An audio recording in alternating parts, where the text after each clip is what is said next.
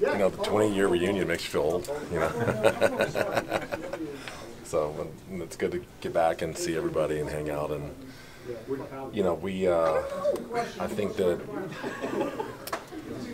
you know, like, we don't all talk on a regular basis, but kind of, you know, when you get back, it's just kind of, you took up right where you left off. And it's good to see everybody and see how everyone's doing and reconnect with everyone. It's a lot of fun. So. Do you have a favorite moment from that year? I mean, winning the championship. Yeah. Yeah. What do you think about besides that? You know, I think that it's a journey, you know, and it's not like a one of, you know, winning it is obviously, that's why we're here, but, you know, the journey of getting there and you know, it was a 3-year journey, you know, freshman year, sophomore year, junior year, and it all took that coming together to put it together. It's not, you know, it's hard to win. It's hard winning. Winning's hard. So. Jake, Duke was, the college basketball world was ready tonight. That Duke team was like one of the all-time, and then you beat them. Do you feel that maybe your team was underrated, you know, in the pantheon of what happened? Well, I think that the Duke team was a more talented team than we were. I don't think anyone would argue that, but I think we were a better team.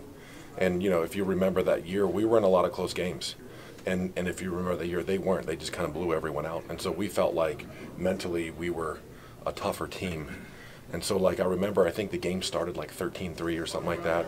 And we went, you know, coach called timeout. We went into the huddle, and, like, no one was really worried. Like, no one was, like, panicking. Everyone was like, yeah, let's get our stuff together and let's just start playing. They made a little run. It is what it is. Jake, you kind of knocked on the door several times in that decade leading up to that game. What do you, when you look back on it, can you put your finger on what was the difference with that team that it was able to make the breakthrough?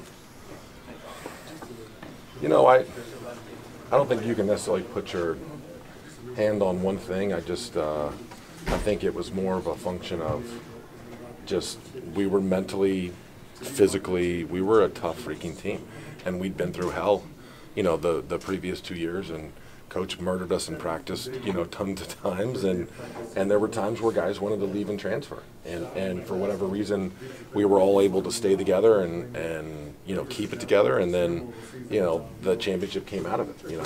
When you go through something like that, do you have it in mind, or do you even reflect that, you know, people are going to be talking about this 10 years from now, 20 years from now, 50 years from now? Do you even think that when you're that age going through? No, I mean, you're 20 years old. I mean, you're thinking about other things. Yeah.